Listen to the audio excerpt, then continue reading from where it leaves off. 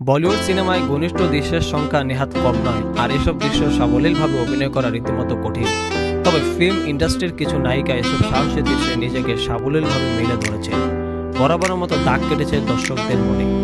হিন্দি সিনেমায় ঘনিষ্ঠ দৃশ্যের প্রসঙ্গে আসলেই শুরুতে যার নাম আসে তিনি মল্লিকা শেরওয়াত। বলিউডের সেক্স বম ইমরান হাশমির বিপরীতে সারা জাগানো ঘনিষ্ঠ দৃশ্যের অভিনয় করেছিলেন তিনি।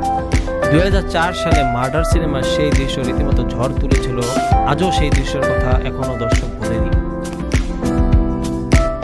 অনেকের ধারণা ক্যাটরিনা কাইফ তেমন খোলামেলা দৃশ্যে দেখা যায়নি, কিন্তু বলিউডে পা রেখেই মাত করেছিলেন ভিকি কৌরবী। 2003 সালে ব্ল্যাক কমেডি থ্রিলার ধুম সিনেমায় গুলশান গ্রোভারের সঙ্গে ঘনিষ্ঠ দৃশ্য অভিনয় করে সাড়া ফেলেছিলেন ক্যাটরিনা কাইফ। 2004 সালে আরও একটি সিনেমায় দর্শক হৃদয়ে আগুন ধরিয়েছিল, যার নাম জুলি। সিনেমাটিতে নেহা ধুপিয়ার সাহসী অভিনয়ে আলোড়ন তুলেছিল।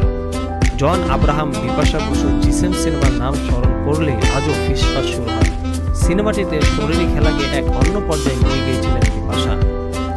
অনেক দর্শক বলেন বিদ্যা বালানের মধ্যে একটা স্নিগ্ধ লোক রয়েছে, আর সেই নারীরই উলালা গানের সুর আবেদনময়ী রূপে মেতেছিলেন চরিত্রের অভিনয়ে স্তর ফুটিয়ে তুলতে যেমন সিদ্ধহস্ত, তেমনি সাহসী দৃশ্যে নিজেকে মেলে ধরতে পারদর্শী তিনি।